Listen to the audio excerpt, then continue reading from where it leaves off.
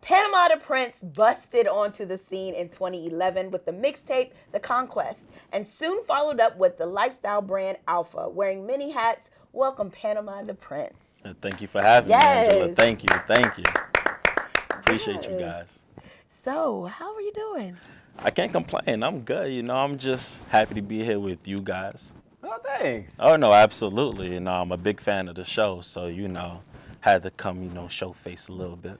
Yes, and you're looking very fashionable. Thank you. Are I you wearing- appreciate that. I see you have your Alpha chain. So Oh, tell of us. course. So that's a segue to tell us Alpha, about yes. Alpha. Okay, so the whole thing behind Alpha is about self-empowerment, being the leader of your own destiny and transcending every obstacle. So obviously, everybody knows the term alpha male. Absolutely. I want everybody to feel like an alpha, black, white, Asian, Hispanic, gay, straight, like no matter. I want everybody to feel like they're in control of their own destiny.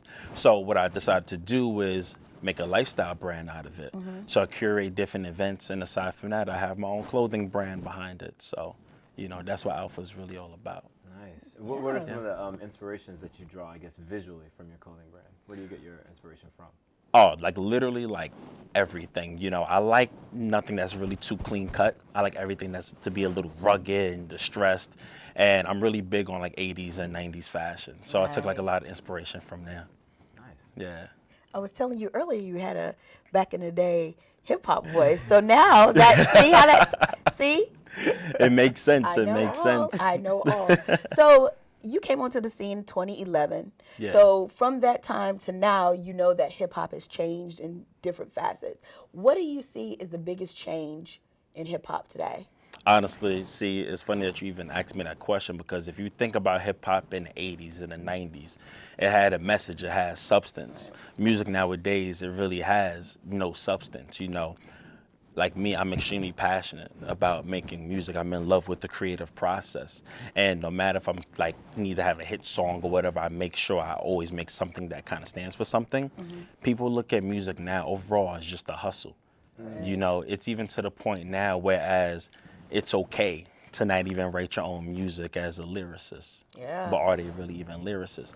You get somebody with an image, you get somebody with a gimmick, you got songwriters, and then boom. And I'm not knocking it, but I'd rather those people be called pop stars opposed to actual rappers, And another big change is that like a lot of these new age rappers, they promote, drug use. And don't get me wrong, if you think about rap in the 90s, of course you had rappers who spoke about drugs, but they spoke about selling it. Not saying that that's any better, but not everybody can sell drugs. But it's so easy to get addicted to these over-the-counter prescriptions and these cough syrups and these pills and everything, So I'm not really for that personally. Wow, that's interesting. That definitely is a different message to hear from someone that does hip hop with the current sort of narrative, I guess, as far as drug use. Is that something that you have like personal experience with, or? Nah, I have no personal experience with that, but I've witnessed, people get hooked on drugs. I've witnessed good friends of mine become junkies. And I'm not blaming, hip hop for that or anything like that, but I've seen the other side of it. So it's nothing that really should be glorified at all. Wow, that's powerful. Yeah. That's very powerful. So with hip hop today, with the mumble raps and things like that, do you think Is mumble rap real? I don't. It's real. It's real, man. But when people say mumble rap, I don't hear the mumble. I just hear rap. If I cannot decipher what you're saying in your song, Exactly. it's mumble what rap. about artists like Twista or like that's like really you can't hear what Twista's saying. But what when he they're raps. saying about mumble rap is more so, I think, that it's like it's no message behind it. It's just I'm just spewing out whatever like. Is that what mumble rap means? Yeah. Yeah. I thought mumble rap was literally the phonetic sound of you. So like it sounds like the person just. Because remember, Kanye put out that song. What was that? That wasn't a real song, I thought. That's like mumble rap because it's no real meaning. You're putting it out there, and we're still like. Are you sure? This whole time I thought mumble rap was just No, the way that there's it no sounds. So what Angela's He's the saying? rapper. You tell us. So what Angela's saying, she is half correct, and you're correct as well. Yeah. It is music with no substance, but it also has, the sound of them mumbling. Like a Young Thug, he would be like a mumble rapper. Future would be Future would definitely be a mumble rapper. Right. But it's just popular right now. I mean, like, is it that bad? It's horrible, Yes, man. it's horrible. Okay, okay. Comparing, like, if you're like really a connoisseur of hip hop, and you go back to, like, back in the '80s, like he was saying, the songs that they were putting out, like in the early '80s, were like spirituals. They were, but that was a different time in hip But- hop. But that was a different time in hip hop. Right. We grew up, or at least I did, and I think you did, and you probably did as well, in the '90s. And like Right. '90s hip hop was Tupac and Biggie And Diddy, and Diddy Dance. and all of those guys. But there was also Master P, and there was like Master P wasn't he wasn't his songs talked about his life in like New Orleans. Exactly. And things So of that the nature. southern perspective is Right. always different. It's always different. always different, bro. Honestly, I remember Andre 3000 making a big thing out of it, man. He's like, yo, the South got something to say, because people always put musicians and rappers from the South in this one box because they are known for making BS music Right. and just party music. But one of the first albums I ever heard was the Outkast album, bro. And they were honestly the first Southern rappers that I had genuine respect for. Me being a New Yorker, me being a fan of Wu-Tang, me being a fan of Biggie, me being a fan, of Slick Rick, Jay-Z. Like when Outkast came, I'm like, yo, these dudes are different. Yeah, and they ushered in everyone from there. Exactly. But okay, so if they were different and you could appreciate their craft, and so that speaks, I guess, as sort of like a counterpoint to other rappers. But what is the sort of like defining bulb of what is hip hop? Not where did it come from? We all know where it came from. We all know when it came about. But what is it that makes something hip hop? You see, nowadays that line is so blurred that nobody can even call it. Because think about it, like her and I, we're speaking from the perspective of being like old heads, so to speak, as people will call us. I am not. So yeah. You feel me? But then you have hip hop is not even controlled by us Yeah, that's true. anymore. And it was controlled by us in the beginning. It was controlled by us. It's no longer controlled by us, bro. And we have the perception that, okay, it's controlled by the kids who are on social media. It's not even that, bro. It's these people that's in a corporate office, and then they see something that they can run with, that they can have influence with, and then they shove it down our throats. But I mean, we are not responsible for that per se, but some of the artists that we look up to are definitely responsible for that. So how can we have that sort of feeling about hip hop when the artists that we cherished before this sort of like bloom of hip hop and R&B culture that came from the 90s and the 80s and really like blossomed in the late 90s and the 2000s and just ran, people ran with it. How can we have that sort of opinion about it? Because, I mean, it came from us. It came from our artists. Nah, bro, it didn't really come for us, because you know why? We're living in a digital age now. So the age of social media is greatly to blame for that.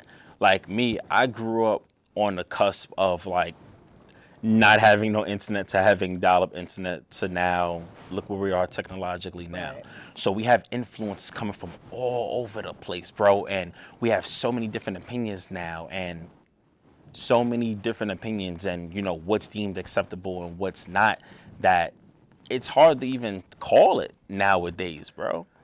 So when you think about that argument, I guess you talk about the digital age and like social media and people like sharing things and people just having access to someone's music. And I understand that. I see how things can go viral. Things that are popular or meant just for like a culture or a subculture can be adopted by, like the mother culture, not the mother culture, but like the overbearing, people who consume things. But thinking back to sort of what I was saying, I mean, wouldn't you blame like music videos for the same sort of thing? Like if a music video was made by a hip hop artist in the 90s and it was put on MTV or TRL or something like that, and it just, became immensely popular, it still was broadcasted to a different audience. Right. And when you think of artists like Lauryn Hill or D'Angelo or, just to name those few who we all know became sort of recluses because of what was happening with their music and their artistry after they had this massive amount of success. Now you see how those artists that you named, those are genuinely talented artists. Those are genuinely talented artists, bro. You cannot say that even 80% of the artists out now, are they really talented? No.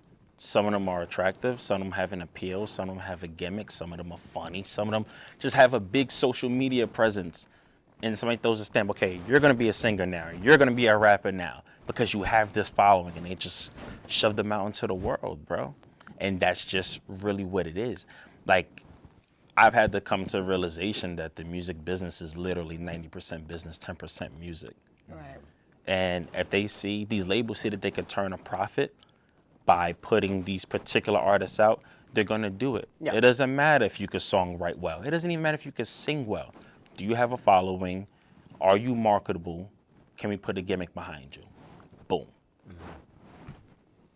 I think that it hurts, even though it's true, because I moved to New York to Right. sing and to perform, and I had like a mixtape, you know, and I had all these little things going on, and then when I got here, I just could not push myself hard enough to keep up with like the rat race and trying to find like that burst of exposure that I needed. I bet you if you had a viral video, Yeah, Yeah. completely different. Mike, yo, you be on right now. Yeah. And I am on. What are you talking about? I'm on the am Else on. Show. Look. No, I mean, as a We popping. no, you guys are popping. If you guys wasn't popping, I wouldn't even be here. You'd be on as a singer, Yeah, yeah. And that's what I'm saying, because I'm pretty sure that was your first love, It was Yeah. my first love. and you do this very well. But I'm saying I'm pretty sure that was your first love, man. And talents like you get overlooked Yeah. because somebody may have 500,000 followers, Yeah. But or that's somebody with might. everything. I know. Yeah, and that's literally with everything. It's hard. And I hate it. And then what I hate even more is that these people who get on, you know, through their following, it's okay, but use that platform to speak about other things. They don't use their platform correctly, you know. And maybe that's just me thinking beyond ourselves. Like, use the platform to speak on issues, bring awareness to something, you know, stand for something. They never do that. They never do that. None of them. Most of them. And that's literally my issue. I don't care how people get on. I'm not going to knock Right. you. You get what I'm saying? But you got to understand that you got to stand for something just aside from yourself. And that's all of, sorry, go ahead. With all of that, but what inspires you to keep going then? Because all of those things that you've being inspired with the 80s and the 90s, and you see how hip hop and just the music industry is going now, what keeps you inspired for you to keep going and putting out music and putting out your fashions and putting out everything? Because I've never got deterred as the times change. Like, I've never lost the love for me doing what I do, because ultimately it's not even about me. At some point, I want to open up a mentoring program. I want to have the funds to be able to provide for other artists, not even just musicians, you know, to give them those resources that they may not be able to afford themselves. You know, the goal really isn't to live forever, but to create something that legacy. does, you know. And if I can't, you know, through my art, do something that it changes the world, maybe I can inspire somebody who does, Absolutely. you know. I think it's a common thread in a lot of like really great hip hop artists and great writers and people in our community is that, you know, trying to create something to give back, you know, to inspire other people to, you know, be able to have something to even just see and say, you know what, this guy did it. Like, he never. And that's what I want to do, man. I want to leave my footprint. You know, so that's why I've never stopped. That's why I continue to put out designs. That's why I continue to make music. That's why I continue to come on platforms like this, because I want to get that message out. And I thank you guys again for being able to provide me with this platform to get that message out. And that's what Alpha is all about, self-empowerment. And I want to empower others as well. Well, since you want to empower so many people, where can we follow you on social media where we can keep up with you, make sure that we support you and anything that you have going on? Absolutely. You guys can find me on Instagram at Panama Da Prince. That's PANAMADA and go stream Alpha on all streaming platforms. And yeah, thank you guys for having me. No, thank you. Thank you.